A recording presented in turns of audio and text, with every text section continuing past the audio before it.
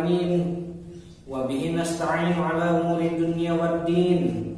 Wassalatu wassalamu ala asrofil anbiya'i wal mursalin wa ala alihi wa sahbihi ajma'in. Amma ba'du.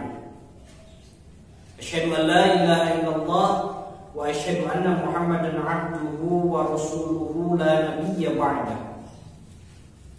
Rabbi shrah li sadri wa yassir li amri wa hlul 'uqdatam min lisani yafqahu qawli. La haula wala quwwata illa billahil 'aliyyil 'azim. Allahu rabbuna wa rabbukum lana a'maluna wa lakum a'malukum. La hujjata bainana wa bainakum wallahu yajma'u bainana wa ilayhil masir. Qala Allah ta'ala fi kitabihil karim, a'udzu billahi minasyaitonir rajim. Bismillahirrahmanirrahim. Laqad kana lakum fi rasulillahi uswatun hasanah liman kana yarjullaha wal yawmil akhir wa dzakarallaha katsiran. Wa qala aidan laqad ja'akum rasulun min anfusikum azizun 'alaihi ma aniftum harisun 'alaikum bil mu'minina raufur rahim. Wa qala Nabi sallallahu alaihi wasallam innama bu'istu li utammima makarimal akhlaq. Al-hadis. Alhamdulillah, puji beserta syukur kehadirat Allah Subhanahu wa taala yang mana berkat rahmat dan juga hidayahnya yang diberikan kepada kita semua. Alhamdulillah, pada waktu kesempatan ini Bapak bisa memberikan materi dalam pembelajaran daring atau pembelajaran online ini. Mudah-mudahan apa yang akan Bapak sampaikan ilmunya bisa diamalkan, bisa dicontoh, bisa diteladani, dan menjadi ilmu yang bermanfaat dunia dan juga akhirat. Amin ya Allah ya Rabbal Alamin. Nah, anak-anakku sekalian, mungkin ini pertemuan Bapak yang terakhir pembelajaran secara daring atau pembelajaran secara online di kelas 4A semester 1 SD 3 Sukagali ya, SD 3 Sukagali. Dikarenakan Bapak sebentar lagi akan selesai praktek belajar di sekolahnya. Nah, mudah-mudahan apa yang sudah Bapak sampaikan, apa yang sudah Bapak berikan kepada anak-anak sekalian bisa diamalkan dan juga menjadi ilmu yang bermanfaat. Nah, mudah-mudahan pertemuan terakhir ini menjadi suatu momentum atau kenang-kenangan, baik itu buat Bapak ataupun buat anak-anak sekalian pada kesempatan yang mudah-mudahan mendapatkan ridhonya Allah ini. Amin ya Allah ya Rabbal Alamin. Nah, anak-anak sekalian, sebelum kita lanjut ke materi, alangkah baiknya kita berdoa bersama-sama. Nah, nanti doanya akan Bapak tampilkan ya. Nanti doanya Bapak tampilkan di teks di bawah. Kita membaca doa yang umum aja. Doa yang umum agar ilmu kita bermanfaat. Pembelajaran kita pada hari ini dari awal sampai akhir dapat berjalan dengan lancar dan mendapatkan ridhonya Allah Subhanahu wa taala. Amin ya Allah ya Rabbal Alamin. Bismillahirrahmanirrahim. Rabbi zidni ilman warzuqni fahman birahmatika ya arhamar rahimin. Amin ya Allah ya Rabbal Alamin. Nah, agar aktivitas belajar kita lebih bermanfaat dan juga lebih mendapatkan keberkahan dari Allah Subhanahu wa taala. Nah, alangkah baiknya kita membaca Asmaul Husna bersama-sama. Nanti Asmaul Husnanya akan Bapak tampilkan di video ya. Mari kita simak.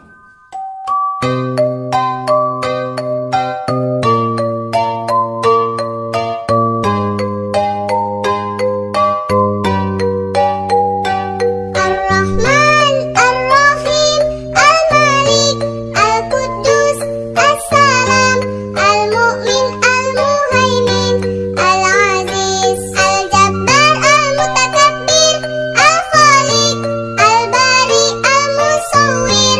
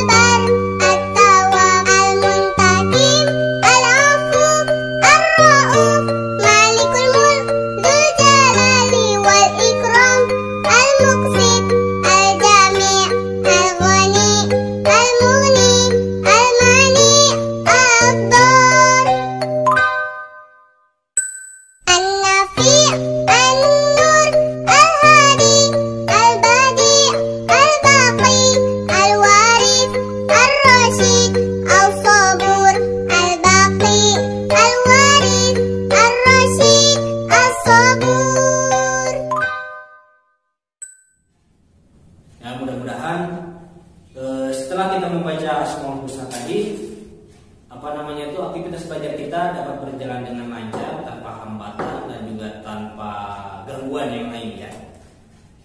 Nah, anak-anak sekalian, sebelum Bapak memberikan materi, Bapak akan absen terlebih dahulu, mulai dari absen pertama sampai dengan absen terakhir ya. Apabila ada siswa yang tidak bisa mengikuti aktivitas pembelajaran secara daring, atau ada halangan, ataupun itu izin, atau lagi sakit, bisa tinggalkan komentar di bawah ya. Nanti komentar di YouTube channel Bapak. Nah, kalau misalkan ada yang sakit, ya kita doakan bersama-sama, mudah-mudahan penyakitnya segera atau secepatnya dicabut oleh Allah Subhanahu wa taala dan disembuhkan apapun itu penyakitnya. Amin ya Allah ya rabbal alamin. Nah, anak-anak sekalian, Bapak absen terlebih dahulu ya. Adam Khairul Nizam, Adiansyah, Akmal Putra Sanjaya, Ananda Eza, Akasya Putri Hidayat, Bulan Permata Yulian, Clarissa Febrianti, Dirga Pratama, Imam Hardiansyah, Isa Muharam, Kafa Ali Sahban, Emboy Rahman Alif, Muhammad Fahri Al-Faridi, terus Muhammad Fatir Alika, Mutia Rahma Fadilah, Nabila Anggun Wulandari, Nabila Febrianti, Naura Naisa Syarif, Nazria Husnul Hayya, Rafael Hardiansyah, Randy Setiawan, Rere Nur Hidayat, Restu Febrian, Reza Andriansyah, Reski M. Ramdhani, Satria Aditya Putra, Tia Juvitasari, dan yang terakhir Zahra Lutfia Putri. Nah, materi minggu lalu itu tentang kisah keteladanan Nabi Musa alaihissalam, yang mana kesimpulan daripada kisah keteladanan Nabi Musa alaihissalam, Nabi Musa adalah salah satu nabiullah, salah satu nabinya Allah yang termasuk dalam golongan atau yang termasuk dalam Nabi Ulul Azmi. Nah, Ulul Azmi itu adalah nabi-nabi yang unggul, nabi-nabi yang menjadi bintang karena cobaannya, karena ujiannya, karena kesuksesannya membawa umat, kesuksesannya menjalankan perintah Allah. Dalam arti bukan berarti nabi-nabi yang lain tidak sukses dalam menjalankan perintah Allah, bukan, tapi lebih unggul dibandingkan nabi-nabi yang lain, yaitu Nabi Ulul Azmi. Nah, berhubungan atau keterkaitan dengan sejarah Nabi, keterkaitan dengan kisah keteladanan Nabi Muhammad SAW. Nabi Muhammad pun juga termasuk dalam golongan Nabi Ulul Azmi, Nabi bintangnya para nabi. Dari jumlah nabi yang banyak, jumlah rasul yang banyak, disaring lagi menjadi jumlah nabi yang 25 yang wajib diketahui. Dari 25 tersebut disaring lagi menjadi Ulul Azmi, menjadi Nabi Ulul Azmi. Dari Ulul Azmi tersebut disaring lagi oleh Allah menjadi sayyidnya atau tuannya para nabi, tuannya para rasul, yakni Nabi Muhammad SAW. Nah, jadi pertemuan kali ini ya, pertemuan kali ini yaitu tentang kisah keteladanan Nabi Muhammad SAW. Nah, Nabi Muhammad SAW beliau lahir pada tanggal 12 Rabiul Awal pada tahun Gajah. Nah, ayah daripada Nabi Muhammad SAW adalah Sayyid Abdullah. Sayyid Abdullah adalah putra atau anak daripada Sayyid Abdul Muttalib, yaitu kakeknya Nabi Muhammad SAW. Nah, terus Pak, siapa nama ibundanya? Nama ibunda baginda Nabi Muhammad SAW adalah Siti Aminah. Nah, Siti Aminah berarti itu istrinya Sayyid Abdullah. Nah, gitu. Nabi Muhammad SAW lahir pada tanggal 12 Rabiul Awal. Nah, materinya Bapak tampilkan ya di video nanti. Nabi Muhammad SAW lahir pada tanggal 12 Rabiul Awal pada tahun Gajah, bertepatan dengan bulan April tahun 570 Masehi. Nah, jadi kalau tahun Masehinya itu Nabi Muhammad lahirnya pada tanggal pada tahun 570 Masehi. Siti Aminah melahirkan seorang anak laki-laki yang begitu ganteng, yang begitu putih, yang begitu dimuliakan oleh Allah. Mengapa demikian? Karena kelahiran baginda Nabi itu ditunggu-tunggu oleh semua makhluk, baik itu makhluk yang ada di muka bumi ataupun makhluk yang juga ada di langit. Semua ciptaan Allah menunggu kedatangan, menunggu lahirnya baginda Nabi Muhammad SAW. Nah, jadi baginda Nabi Muhammad SAW beliau ditunggu-tunggu. Beliau ditunggu-tunggu oleh para makhluknya Allah. Mengapa demikian? Karena lahirnya baginda Nabi Muhammad SAW ke alam dunia ini, ke alam muka bumi ini, itu adalah membawa rahmat. Nabi Muhammad lahir itu membawa rahmat bagi seluruh makhluk, bagi seluruh alam. Nah, Nabi Muhammad itu sebagai rahmatan lil alamin, memberikan rahmat, memberikan keberkahan bagi setiap alam. Bagi alam muka bumi ini, baik alam muka bumi ataupun alam langit, alam akhirat, semuanya menunggu atas kelahirannya baginda Nabi Muhammad SAW. Oleh karena itu, ketika sejarah Nabi Adam alaihissalam, ketika baginda Nabi Adam diturunkan oleh Allah Subhanahu Wa Taala di muka bumi, diturunkan dari surga, diusir dari surga ke muka bumi, dikarenakan gara-gara makan buah kholdi. Nah, Nabi Adam itu kan tobat. Tobatnya Nabi Adam tidak sebentar. Tobatnya Nabi Adam kurang lebihnya menurut para ulama, menurut ahli sejarah Islam, Nabi Adam alaihissalam itu tobat kepada Allah Subhanahu Wa Taala selama kurang lebih 100 tahun. Nah, 100 tahun tersebut itu bukan duduk, bukan tidur, atau seperti kita bisa makan, bisa mandi, main-main dan lainnya. Tidak. Tapi Nabi Adam alaihissalam tobat kepada Allah Subhanahu Wa Taala selama 100 tahun tersebut. Selama 100 tahun itu Nabi Adam sujud selama 100 tahun. Bayangkan Nabi Adam alaihissalam beliau taubat kepada Allah, sujud selama 100 tahun. Nah, terus apa kaitannya dengan kelahirannya baginda Nabi? Apa kaitannya dengan Nabi Muhammad SAW? Nabi Adam alaihissalam, beliau diterima taubatnya oleh Allah Subhanahu Wa Taala pada tanggal 10 Muharram. Bertepatan dengan pada tanggal 10 Muharram, Nabi Adam alaihissalam diterima taubatnya oleh Allah yang disebabkan daripada makan buah kholdi yang ada di surga. Nah, Nabi Adam taubatnya diterima oleh Allah oleh sebab apa? Karena Nabi Adam disuruh oleh Allah, ya Adam, gitu. Kata Allah Subhanahu Wa Taala kepada Nabi Adam, kata Allah gini, ya Adam, hei Adam, bangkitlah, bangunlah. Nabi Adam bangun dari sujudnya yang yang sudah lama tersebut.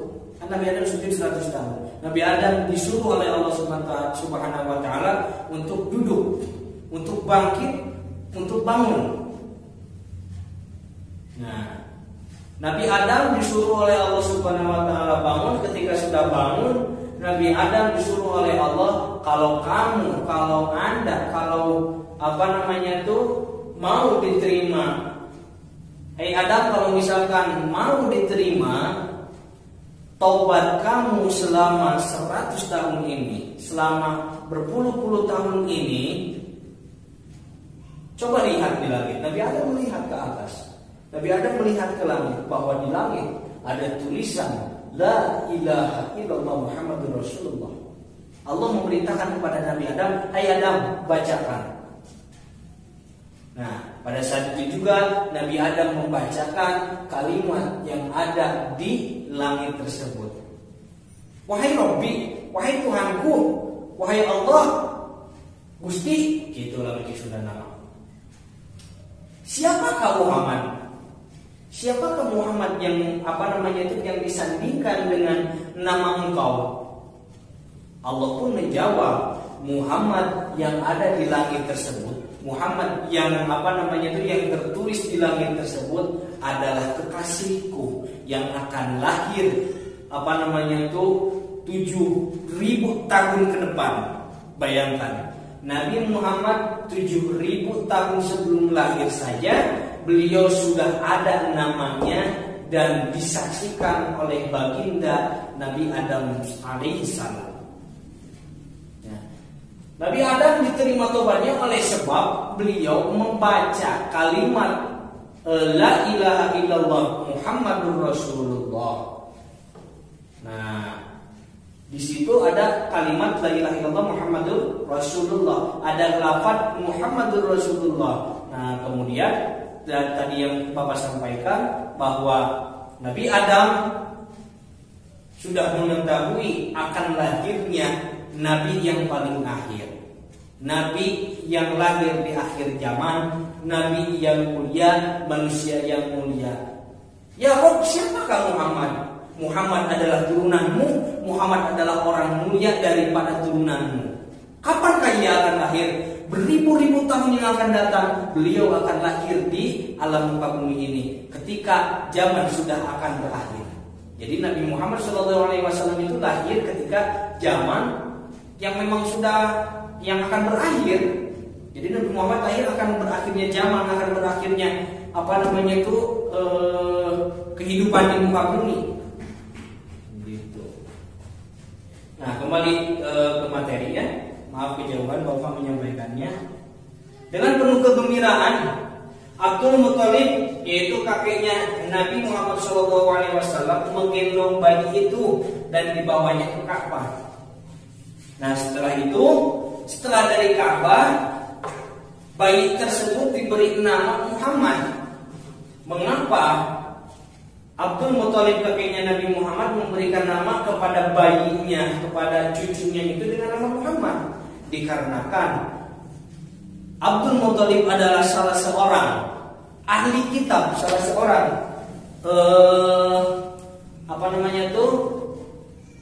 ulama zaman dahulu, ulama Quraisy yang mempunyai keilmuan yang tinggi, orang pintar, orang alim, orang tukang ibadah, ahli kitab, mahir membaca kitabnya, tapi bukan kitab Al-Quran ya. Nah, kakeknya Nabi Muhammad ini, Abdul Muthalib ini mengingat, kalau tidak salah dalam isi kitab itu akan lahir Nabi terakhir, yaitu namanya Muhammad. Siapa tahu saja cucu kakek ini, itu kata Abdul Muthalib. Siapa tahu aja cucu kakek diberi nama Muhammad ini, diberi nama Muhammad, mudah-mudahan Allah kesalahan dalam memilih atau menjadikan cucu kakek ini menjadi seorang nabi terakhir di alam dunia. Jadi tidak ada nabi yang paling terakhir setelah Nabi Muhammad. Tidak akan ada nabi lagi setelah Nabi Muhammad. Jadi kalau misalkan ada yang ngaku-ngaku menjadi nabi, itu bohong semuanya. Ada yang ngaku-ngaku jadi nabi setelah Nabi Muhammad, bohong semuanya. Dusta itu. Jadi jangan dipercaya kalau misalkan tetangga atau misalkan nonton di video atau misalkan tahu dari internet dan lainnya, anak-anak sekalian jangan dipercayai. Jangan dipercayai bahwa ada nabi lagi. Nah, yang sebenarnya tiada nabi terakhir kecuali Nabi Muhammad Shallallahu Alaihi Wasallam. Nah, itu sejarah daripada asal usulnya. Nama Muhammad dicantumkan oleh kakeknya. Nah, kemudian dalam kitab Khulasatul Yakin dituliskan bahwa Nabi Muhammad itu pernah disusui oleh Siti Halimatus Sa'diyah. Nah, Siti Halimatus Sa'diyah ini adalah keluarga daripada Sa'ad. Nah, Siti Halimatus Sa'diyah ini anak daripada Abi Duai. Anak dari Abi Duai. Memang sebagian ulama mengatakan bahwa sebagian keterangan mengatakan bahwa Siti Halimah ini adalah saudaranya, ada yang mengatakan seperti itu. Nah, Nabi Muhammad SAW disusui oleh Siti Halimah pada hari ke-8 dari kelahirannya. Jadi setelah Nabi Muhammad lahir, 8 hari kemudian beliau disusui oleh Siti Halimah. Sampai kapan Nabi Muhammad disusui oleh Siti Halimah? Nah, Nabi Muhammad disusui oleh Siti Halimah sampai umur dengan 2 tahun. Sampai dengan umur 2 tahun maksud Bapak. Sampai dengan umur 2 tahun. Nah, Siti Halimah mengurus atau mendidik atau menjaga Nabi Muhammad sampai dengan Nabi Muhammad mencapai usia 5 tahun. Nah, Muhammad tinggal pada keluarga Sa'ad atau keluarga Siti Halimah sampai mencapai usia 5 tahun. Ia belajar menggunakan bahasa Arab yang murni serta belajar sifat-sifat yang terpuji. Jadi Nabi Muhammad dari kecil itu sudah diajarkan bagaimana agar kita memiliki sifat terpuji. Bagaimana kita supaya menjadi anak yang baik, menjadi teladan yang baik. Nabi Muhammad diajarkan dari kecil. Nah, maka dari itu kesempatan buat anak-anak sekalian, mumpung masih kecil, mumpung masih bersih, pemikirannya masih jauh, perjalanannya juga masih jauh, perbaiki akhlak dari sekarang. Nah, dengan cara apa? Dengan cara menteladani daripada kisah Nabi Muhammad SAW. Nabi Muhammad kan salah satu sosok teladan yang patut dicontoh oleh semua makhluk, oleh semua manusia, bukan Islam saja, bahkan agama-agama yang lain juga, agama non-Muslim juga sama mencontoh atau meneladani daripada akhlak Rasulullah SAW. Sebagaimana yang kita ketahui dalam surat Al-Ahzab, Rasul itu adalah suri tauladan yang patut kita contoh. Laqad kana lakum fi Rasulillahi uswatun hasanah. Uswatun hasanah, suri tauladan Nabi Muhammad itu. Jadi patut kita untuk mencontohnya dari mulai perbuatan Nabi, dari mulai perilakunya Nabi, perkataannya Nabi, kita harus mencontohnya. Kita harus meneladaninya agar apa? Agar kita menjadi anak yang mulia, agar kita menjadi anak yang mempunyai akhlak mulia. Karena Rasulullah SAW diutus oleh Allah itu untuk menyempurnakan akhlak. Innama bu'istu liutamima makarimah akhlak. Nah, jadi Rasul diutus itu, baginda Nabi diutus itu untuk menyempurnakan akhlak. Jadi dengan akhlak segala sesuatu akan tercapai, dengan akhlak segala sesuatu akan menjadi indah. Tanda-tanda kenabian yang ada pada diri Rasul, beliau melihat si rohim tersebut, pendeta tersebut melihat bahwa Muhammad itu adalah nabi terakhir yang sudah dicatat oleh Allah Subhanahu wa taala dalam kitab-kitabnya. Mengapa demikian? Karena ketika Nabi Muhammad SAW berjalan di tengah teriknya panas matahari, beliau dipayungi oleh mega atau beliau dipayungi oleh awan yang begitu sejuk. Jadi Rasul ketika ia berjalan di tengah teriknya panas matahari, awan yang mendung, awan yang sejuk mengikuti perjalanannya beliau. Jadi Nabi Muhammad tidak merasakan kepanasan dari panasnya terik matahari di siang bolong, tidak. Karena ada mega atau ada awan yang melindunginya untuk itu berteduh. Jadi Rasul tidak merasakan kepanasan. Nah, hal tersebut diketahui oleh pendeta Rohim tadi, oleh pendeta Bakiroh tadi, diketahui bahwa Muhammad adalah Rasul, bahwa Nabi Muhammad adalah Nabi terakhir di akhir zaman ini. Nah, ketika Nabi Muhammad berniaga pada usia 25 tahun, Nabi Muhammad mendagangkan barang dagangan Khadijah. Nah, jadi pada usia Nabi 25 tahun, jadi Nabi Muhammad itu suka mendagangkan barang orang lain, termasuk barang Siti Khadijah. Ketika Rasul mendagangkan barang dagangan Siti Khadijah ditemani oleh Maisarah. Maisarah adalah salah satu budak atau hamba sahayanya Siti Khadijah. Jadi Nabi Muhammad bersama Siti Khadijah dan juga ditemani Maisarah, budaknya Siti Khadijah, beliau pergi ke mana itu? Ke jalan padang pasir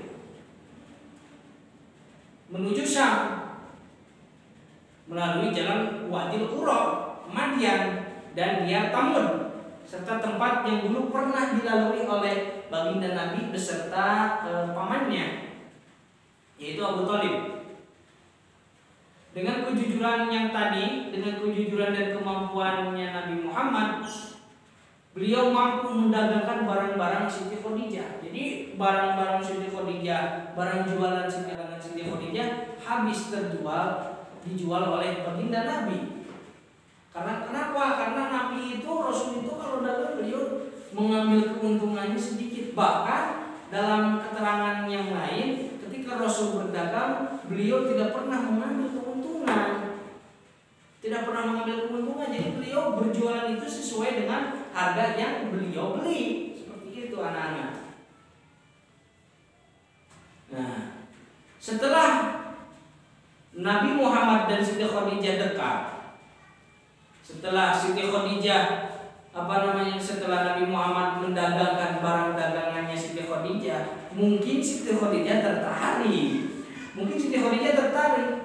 Setelah Khadijah melihat kecerdasan dan ketinggian budi pekertinya Nabi Muhammad, akhirnya Siti Khadijah yang berusia 40 tahun itu jatuh hati dan akhirnya menikah dengan baginda pada saat baginda berusia 25 tahun.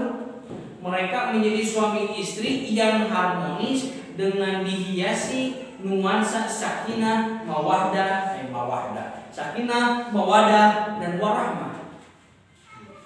Di samping mengarungi rumah tangga, Nabi Muhammad pun senantiasa memikirkan rusaknya moral ketika kaum Quraisy yang penuh dengan kejahiliahannya, sehingga ia selalu mencari jalan dengan cara menyendiri untuk mencari solusi bagaimana caranya memperbaiki perilaku orang-orang Quraisy tersebut. Jadi ketika Nabi Muhammad setelah menikah dengan Siti Khadijah, beliau merenungi, memikirkan bagaimana cara merubah moral, bagaimana cara merubah akhlak bangsa Quraisy. Karena luar biasa, bangsa Quraisy luar biasa kejahiliannya. Jahil itu artinya bodoh. Bahasa Arabnya bodoh itu jahil. Maka ada penduduk Quraisy yang bernama Abu Jahal Abu itu artinya bapak, Jahal itu bodoh. Jadi Abu Jahal itu artinya bapak yang bodoh. Seperti itu anak-anak.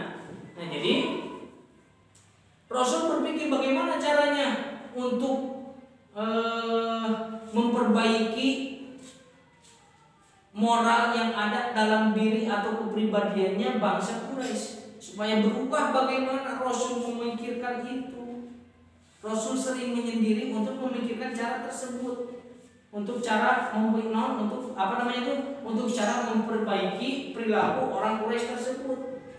Nah, setelah itu Rasul pun bersemedi, Rasul pun bertapa, Rasul pun menyendiri di Gua Hiro.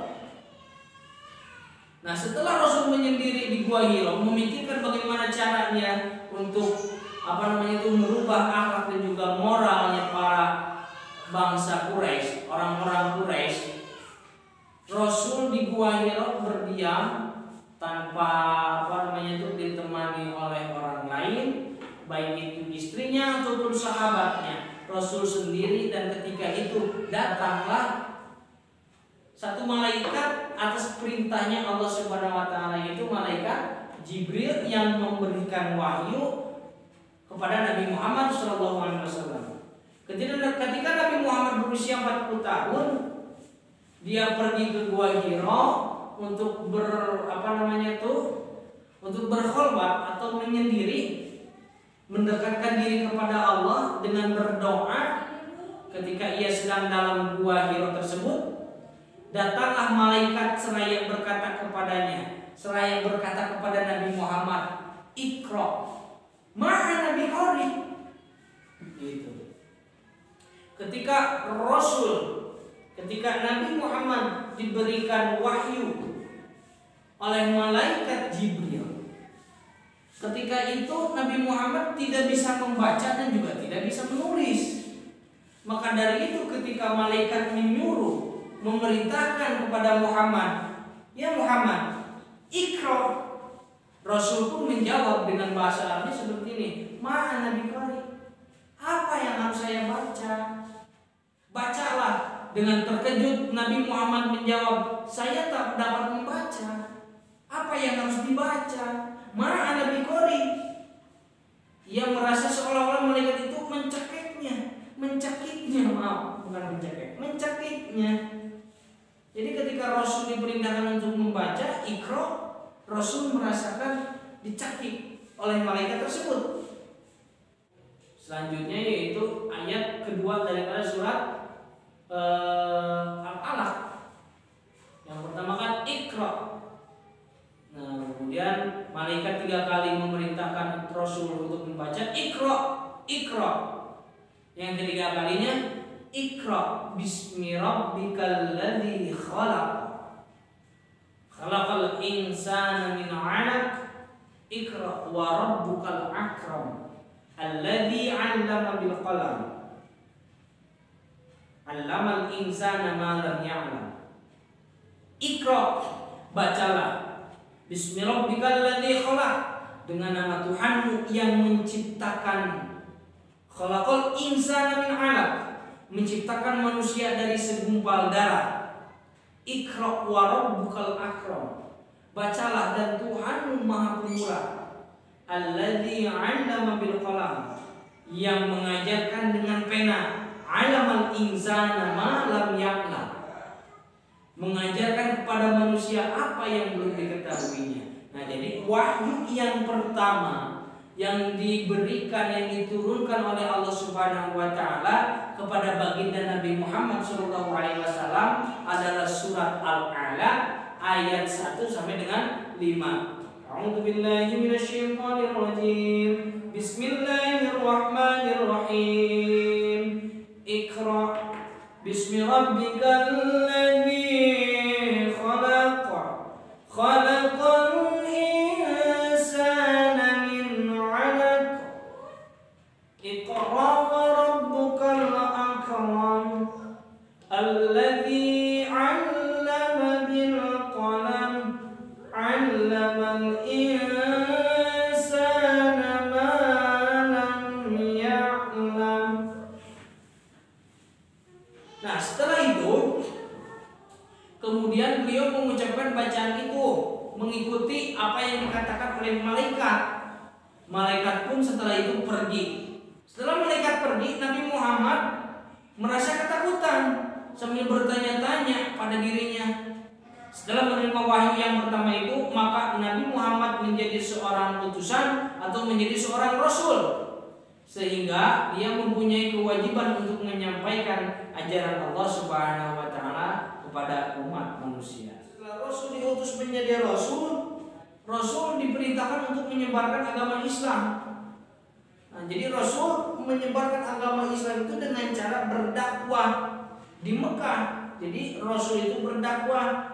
Adapun tahapan-tahapan daripada dakwah tersebut, yang pertama itu dakwah secara sembunyi-sembunyi, yang kedua yaitu dakwah secara terang-terangan.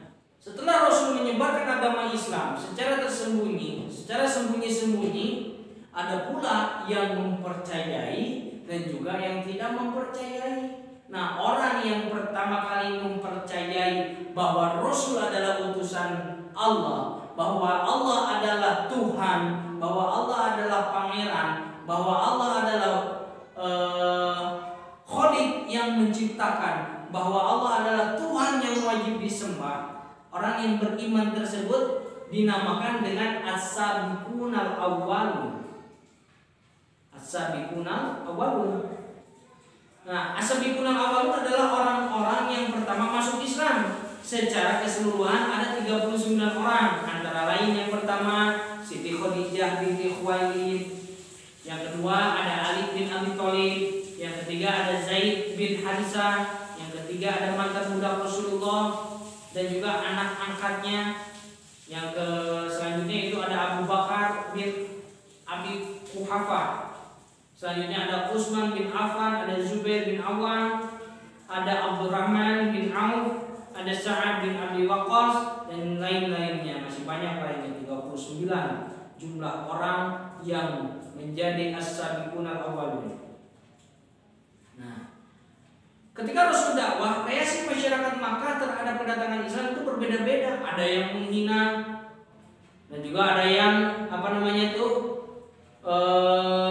menawarkan kekuasaan, kekayaan. Jadi banyak godaan bagi Rasul untuk menyebarkan agama Islam. Jadi tidak gampang. Patut kita contohi bahwa menyebarkan, menyiarkan agama Islam itu tidak semudah membalikan telapak tangan. Tidak.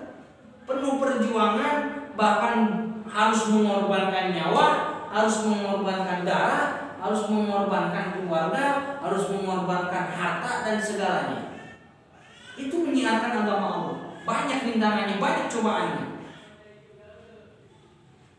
Nah, selanjutnya di sisi lain, yang pertama tadi kan ada yang menghina, ada yang menawarkan kekuasaan anak-anakku, ada yang menawarkan kekayaan, ada yang menawarkan wanita, asalkan ia mau menghentikan dakwahnya. Jadi Rasul disogok. Rasul itu disogok supaya tidak menyebarkan agama Islam.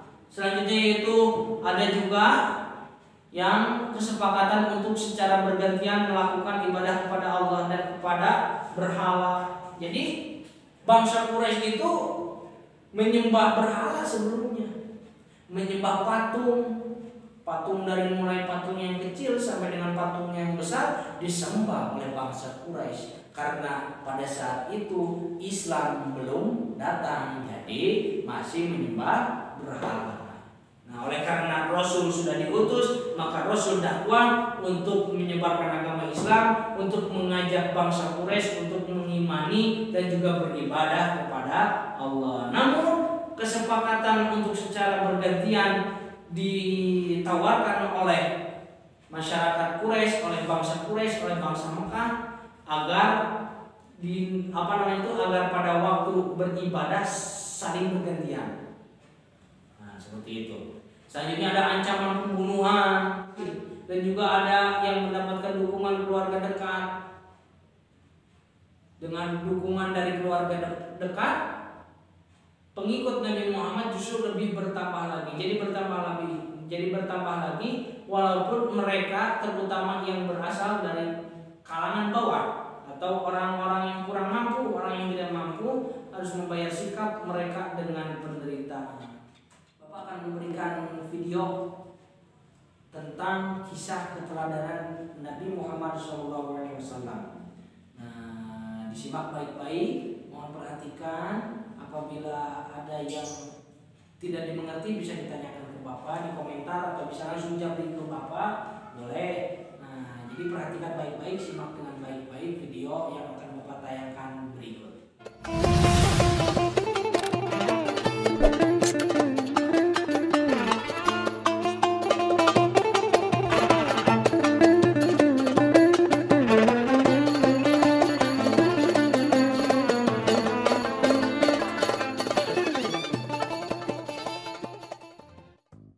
Yang pertama, kita akan menyimak terlebih dahulu sikap jujur dari kisah keteladanan Nabi Muhammad SAW. Nabi Muhammad SAW memiliki sifat jujur sejak kecil.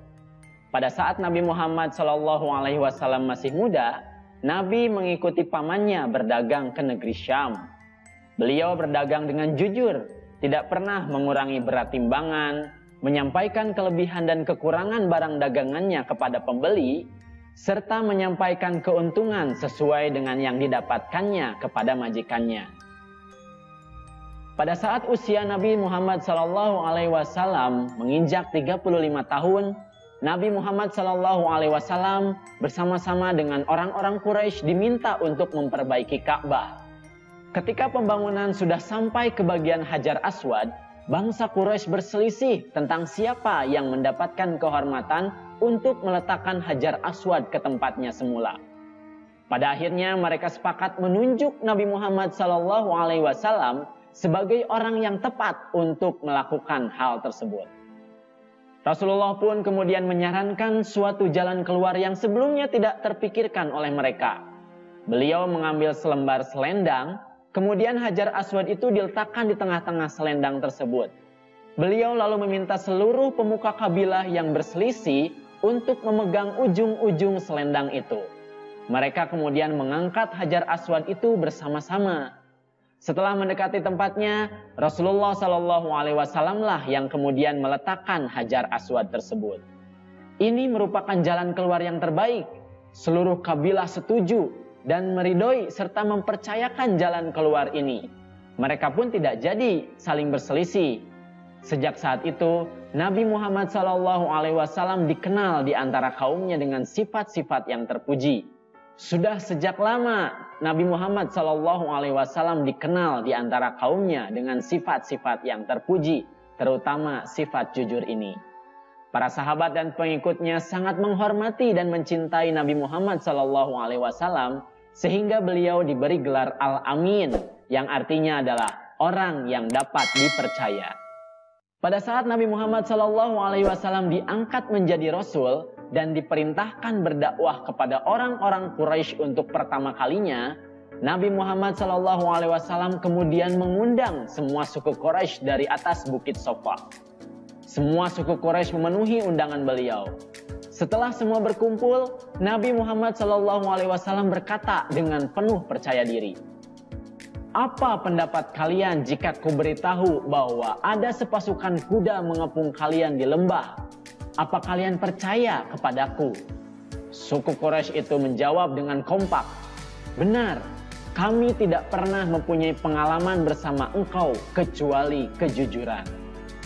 Hal tersebut disampaikan oleh suku Quraisy karena yakin dan percaya akan kejujuran apapun yang dikatakan oleh Nabi Muhammad SAW. Tidak hanya itu, Nabi Muhammad SAW juga jujur dalam bercanda. Sebagaimana diriwayatkan oleh Imam Tirmizi bahwa datang seorang perempuan tua menemui Rasulullah SAW dan memohon agar didoakan masuk surga. Lantas Rasulullah SAW menjawab, "Wahai ibu, sungguh surga itu tidak akan dimasuki perempuan tua." Langsung saja perempuan itu menangis. Kemudian Rasulullah SAW berkata kembali, "Aku mendapat kabar bahwa tidak akan masuk surga perempuan yang sudah tua, karena Allah mengatakan, sesungguhnya kami menciptakan mereka bidadari-bidadari dengan langsung dan kami jadikan mereka gadis-gadis perawan, penuh cinta dan sebaya umurnya.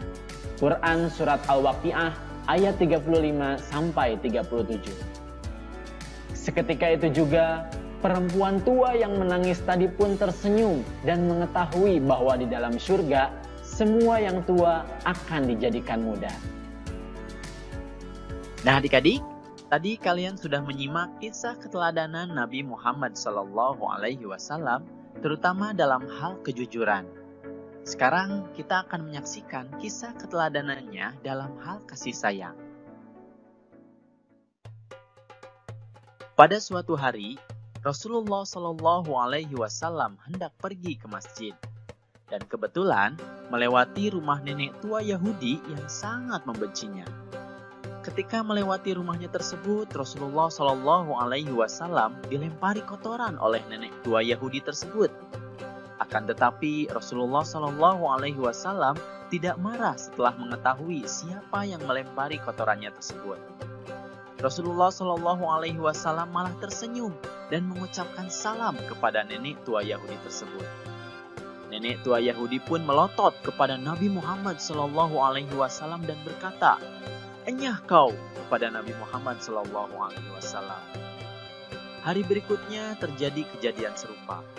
Pada hari tersebut bukan hanya dilempari oleh kotoran, dia bahkan meludahi Nabi Muhammad SAW. Tapi sekali lagi Rasulullah SAW tidak marah dan tetap mengucapkan salam kepada nenek tua tersebut. Begitulah seterusnya. Ketika Nabi melewati rumah tersebut, nenek tua Yahudi itu selalu melempari kotoran, bahkan meludahinya. Akan tetapi Nabi Muhammad SAW tetap tersenyum dan mengucapkan salam. Kemudian pada suatu hari, ketika Rasulullah SAW melewati rumah nenek tua Yahudi tersebut, terjadilah keanehan. Tidak nampak nenek tua Yahudi tersebut di depan rumahnya. Akhirnya Rasulullah SAW bertanya kepada tetangganya, "Kemana perginya nenek tua Yahudi tersebut?" Dan akhirnya Rasulullah SAW mendapatkan informasi bahwa nenek tua Yahudi tersebut sedang sakit dan tidak ada sanak keluarga yang merawatnya. Akhirnya karena kasih sayangnya, Nabi pun menjenguk nenek tua Yahudi tersebut dengan datang ke rumah dan langsung membantu merawat nenek tersebut dengan membereskan rumahnya. Nenek tua Yahudi pun kaget. Ada orang yang menengok dan membantunya, padahal sanak saudaranya pun meninggalkannya. Setelah tahu bahwa yang menjenguk dan membantunya adalah Nabi Muhammad SAW, nenek tua Yahudi tersebut menangis. Dia menyesali perbuatan yang telah dilakukannya kepada Nabi Muhammad SAW, lalu meminta maaf. Dan akhirnya nenek tua Yahudi pun masuk Islam.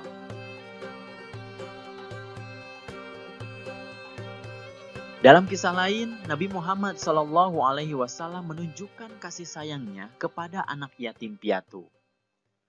Pada suatu hari raya, Nabi Muhammad SAW melihat anak yang sedang bersedih di sudut jalan. Kemudian Rasul menghampiri anak tersebut dan bertanya, "Kenapa engkau bersedih, nak? Padahal ini hari raya dan teman-temanmu yang lain sedang bergembira." Anak tersebut tidak mengetahui bahwa orang tersebut adalah Nabi Muhammad SAW. Kemudian anak tersebut menjawab, "Ayahku meninggal mengikuti Nabi Muhammad. Dia gugur di medan perang. Kemudian ibuku menikah lagi dan suaminya mengusirku. Sehingga kini aku tidak memiliki siapapun." Mendengar cerita tersebut, Rasulullah SAW pun merasa sedih. Akhirnya Rasul menggenggam tangannya dengan penuh kasih sayang dan berkata, "Apakah kau sudi jika aku menjadi ayahmu, Aisyah menjadi ibumu, Ali sebagai pamanmu, dan Hasan Hussein sebagai saudaramu?" Mendengar ucapan tersebut, anak itu sadar bahwa dia ternyata sedang berbicara dengan Nabi Muhammad SAW. Akhirnya dia menjawab dengan senyum terbuka, "Kenapa aku tak sudi, wahai utusan Allah?" Akhirnya anak yatim tersebut diurus oleh Nabi Muhammad SAW. Dia diberi makan dan diberi pakaian yang baru oleh Nabi Muhammad SAW. Anak tersebut pun senang dan bisa bergembira lagi bersama teman-temannya. Nah adik-adik, Rasulullah SAW pun sangat menyayangi cucunya hingga mengeluarkan hadis tentang kasih sayang. Dikisahkan dalam sebuah riwayat adalah sebagai berikut. Nabi Muhammad SAW mencium cucunya Hasan bin Ali radhiyallahu an. Sedangkan di dekat beliau ada Aqra bin Habis. Aqra berkata, "Aku mempunyai 10 anak, tetapi aku tidak pernah mencium seorang pun di antara mereka." Mendengar hal itu, Rasulullah SAW memandang Aqra lalu bersabda, "Barang siapa tidak mau berbelas kasih, maka ia tidak akan mendapatkan belas kasih." Hadis riwayat Bukhari Muslim. Nah adik-adik, selain menyayangi manusia, Rasulullah SAW pun menyuruh kita untuk menyayangi lingkungan, baik hewan maupun tumbuhan. Nabi Muhammad SAW memiliki seekor kucing yang bernama Muiza. Pada suatu hari, kucing tersebut tidur di atas jubah Nabi Muhammad SAW. Karena kasih sayangnya, Nabi Muhammad SAW tidak tega membangunkan kucing tersebut. Akhirnya, Nabi memotong jubahnya tersebut dan membiarkan kucingnya tidur dengan pulas tanpa terganggu sedikit pun. Lalu, setelah Nabi Muhammad SAW pulang, kucing tersebut pun membalas kebaikan Nabi Muhammad SAW dengan bersujud kepadanya. Rasul pun menyayangi kucing tersebut dengan mengelus-elusnya. Selain itu, di kesempatan lain, karena kasih sayang tersebut, Nabi Muhammad SAW sering menggendong kucingnya tersebut dan menaruhnya di paha ketika menerima tamu. Nah adik-adik, tentang kepedulian kepada lingkungan ini, Rasulullah SAW pun pernah bersabda, "Siapa yang memotong pohon sidrah atau bidara besar di sebuah tanah yang luas karena usil, bahkan semena-mena, sedangkan berteduh di bawahnya musafir dan hewan-hewan Allah, maka ia akan menghadapkan wajahnya ke neraka." Hadis riwayat Abu Dawud. Nah itulah adik-adik beberapa kisah tentang kasih sayang Nabi Muhammad SAW. Semoga kalian bisa meneladaninya ya.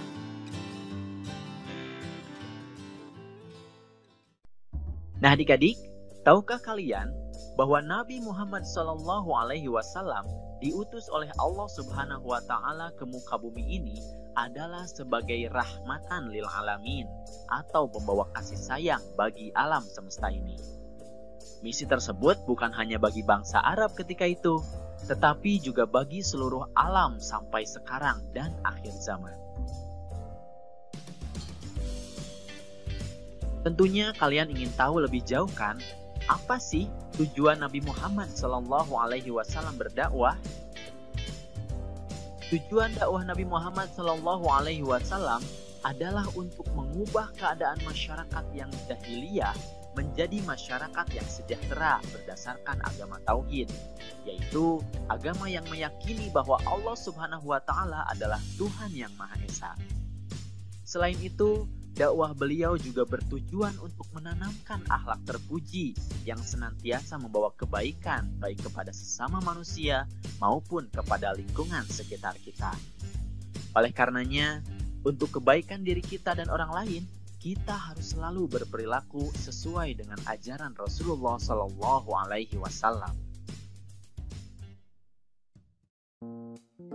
Nah adik-adik, itu saja video pembelajaran tentang kisah keteladanan Nabi Muhammad SAW. Sungguh banyak kisah-kisah yang dapat kita teladani. Dalam video pembelajaran ini mungkin hanya sebagiannya saja. Semoga kalian bisa memahami dan menceritakan kisah keteladanan Nabi Muhammad SAW tersebut, terutama dalam hal kejujuran dan kasih sayangnya. Untuk evaluasi, Bapak akan memberikan soal latihan atau soal tugas untuk kegiatan hari ini. Tadi tadi sama Bapak sudah disampaikan dari awal sampai dengan akhir. Apabila anak-anak sekalian menyimak, insya Allah bisa menjawab semua pertanyaannya. Insya Allah. Ini ada 10 soal PG ya. Ada 10 soal PG ditulis dalam buku tugas yang sudah bisa dikumpulkan ke Bapak. Dapat disimpulkan bahwa Rasul itu mempunyai sifat teladan yang baik. Di sisi lain, Rasul mempunyai sifat ajiz. Rasul itu mempunyai sifat mulia, akhlak yang mulia, luar biasa mulianya. Luar biasa keindahan akhlaknya Rasulullah SAW. Rasul mempunyai sifat sidik, jujur, terus mempunyai sifat amanah. Kemudian ada sidik tadi, amanah. Kemudian ada fatonah, cerdas. Cerdasnya Rasul tidak ada tandingannya. Luar biasa cerdasnya Rasul. Patut kita contohnya bahwa kecerdasan itu adalah salah satu karakter. Kecerdasan itu adalah salah satu sifat yang ada pada diri Rasul yang patut kita teladani. Rasul aja pintar, masa kita tidak ketagihan dengan kepintarannya Rasul? Maka dari itu kita harus giat untuk belajar, kita harus giat untuk menuntut ilmu, khususnya untuk anak-anak sekalian. Kita harus semangat dalam menuntut ilmu, terutama ilmu agama.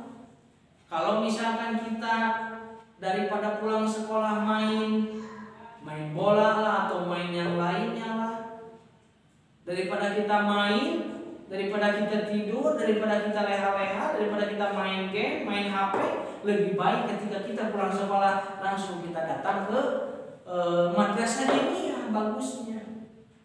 Agar apa? Agar kita bisa mendapatkan kecerdasan sebagaimana cerdasnya Rasul. Setidaknya kita dapat menteladani, kita dapat mengusahakannya untuk mencontoh sifat yang ada pada diri Rasul.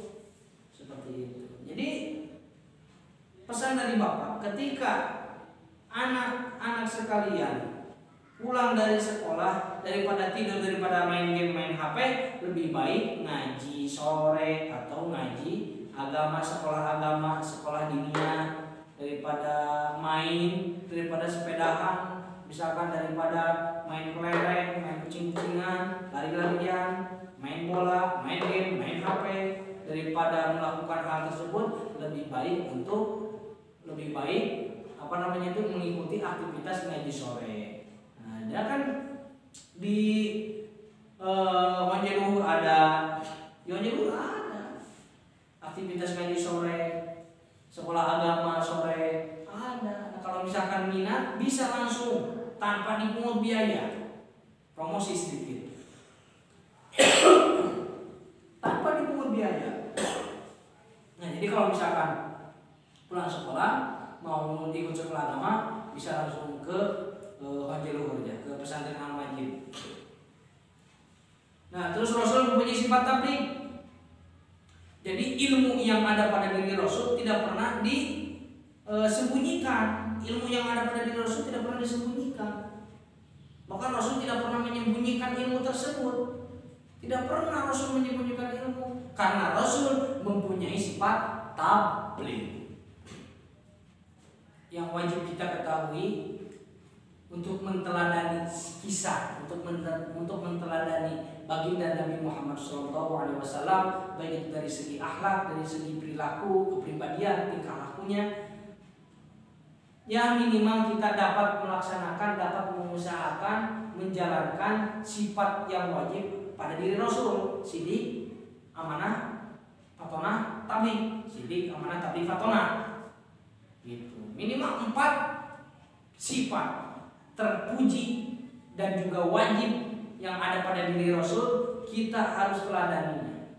Jadi kita tidak boleh berbohong, kita harus jujur, harus dapat dipercaya oleh orang lain. Kalau misalkan orang lain menitipkan sesuatu kepada kita, menitipkan sesuatu ke kita, kita harus menyimpan dengan sebaik mungkin, menjaga dengan sebaik mungkin. Itu adalah salah satu perilaku yang mencerminkan bahwa Kita adalah orang yang jujur, kita adalah orang yang amanah.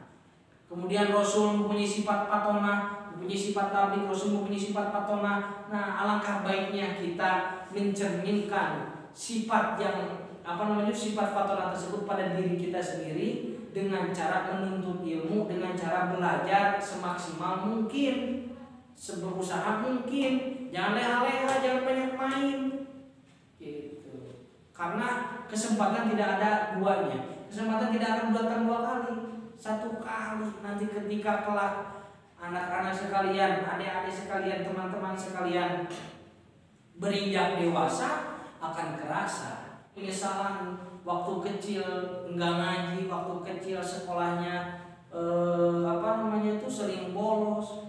Kerasanya bukan sekarang, tapi nanti kelak 10 tahun ke depan, adik-adik sekalian, anak-anak sekalian akan merasakan penyesalannya. Jadi sekali lagi, sifat yang wajib pada diri Rasul yang 4 harus kita teladani dan harus kita contoh, harus kita praktekkan dalam kehidupan sehari-hari, baik di rumah, baik di sekolah, baik di lingkungan kita. Mudah-mudahan apa yang Bapak sampaikan dari awal sampai dengan akhir bermanfaat dan juga bisa menambahkan ilmu bagi anak-anak sekalian. Jangan lupa Bapak titip pesan, praktikan apa yang sudah Bapak sampaikan, amalkan apa yang sudah Bapak sampaikan sebisa mungkin. Sebisa mungkin. Tidak perlu memaksakan diri untuk mengamalkan semua ilmu, untuk mengamalkan semua materi yang sudah Bapak berikan, materi yang sudah dipelajari. Tidak boleh memaksakan diri. Sebisa mungkin. Kalau misalnya hanya 20%-nya 20% saja, tidak perlu 100%. Karena kita itu masih kecil, kita masih bisa berusaha. Jadi kita masih berusaha saja dari sejak kecil. Insya Allah ketika anak-anak sekalian berinjak dewasa, akan terasa manfaatnya, akan terasa keberkahannya dari Allah Subhanahu wa Ta'ala. Alhamdulillah ya, dari awal sampai dengan akhir pembelajaran kita berjalan dengan lancar. Mudah-mudahan apa yang Bapak sampaikan dari awal sampai dengan akhir bermanfaat, bisa diamalkan. Mungkin ini pertemuan Bapak terakhir, pertemuan pembelajaran dengan Bapak yang terakhir kalinya. Nah, kalau misalkan mau bertemu sama Bapak, bisa ke kantor atau bisa langsung ke pesantren Bapak ya, di Al-Majid, di pesantren Al-Majid, untuk menanyakan materi atau menanyakan seputar pendidikan keagamaan. Silahkan Bapak legowo, Bapak persilahkan untuk datang ke tempat tinggal Bapak di pesantren Al-Majid. Selanjutnya, berhubung waktu kita sudah habis, nah untuk penutupan, mari kita tutup pembelajaran hari ini dengan membaca hamdalah bersama-sama. Alhamdulillahirabbil alamin. Subhanakallahumma wa bihamdika asyhadu an la ilaha illa anta astaghfiruka wa atubu ilaik. Terima kasih atas segala perhatiannya. Mohon maaf atas segala kekurangannya. Assalamualaikum warahmatullahi wabarakatuh.